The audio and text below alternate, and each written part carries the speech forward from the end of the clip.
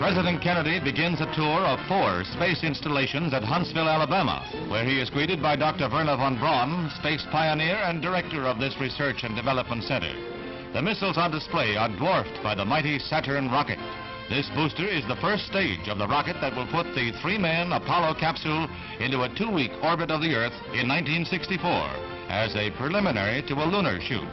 The men who make it get very personal greetings. From Alabama to Cape Canaveral, next stop on the tour. At this U.S. space capital, the President has a long chat with Walter M. Schirra, Center, our next man in space, who is scheduled for a 6-orbit flight. The Commander-in-Chief learns from an expert. Next stop, Houston, where he is cheered by thousands of Texans on his way to a stadium for his key speech of the trip. At Rice University, there's a crowd of 40,000 present, and Mr. Kennedy calls for backing for the U.S. space effort. He says that we cannot afford to lag if we want to be in the forefront of nations.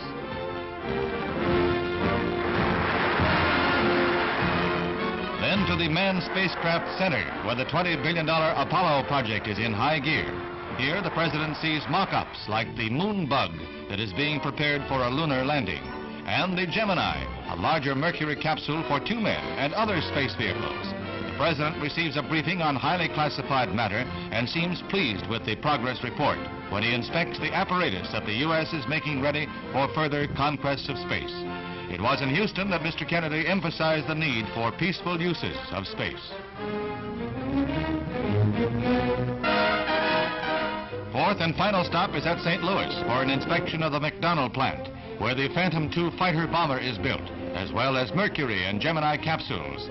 The F-4H is a 1,600-mile-an-hour streak of lightning. The Gemini, which was developed here, will allow 2 men to orbit the Earth for 2 weeks and will be used for experiments in outer space rendezvous and docking missions. This winds up the President's first-hand look at our space program and our progress in the race for space.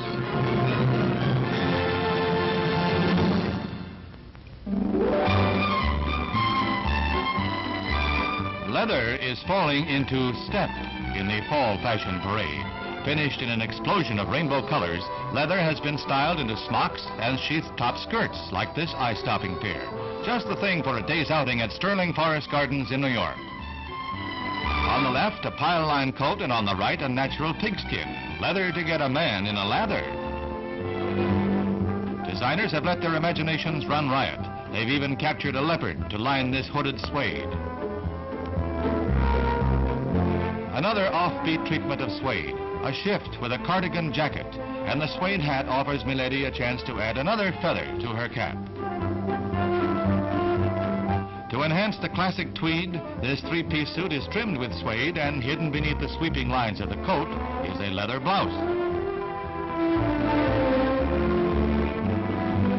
And here the shift is treated with a saucy bolero jacket, all topped with a kidskin turban.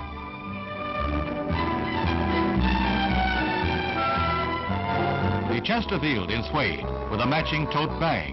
These are the fashions aimed at women who want something different. And name me one woman who doesn't.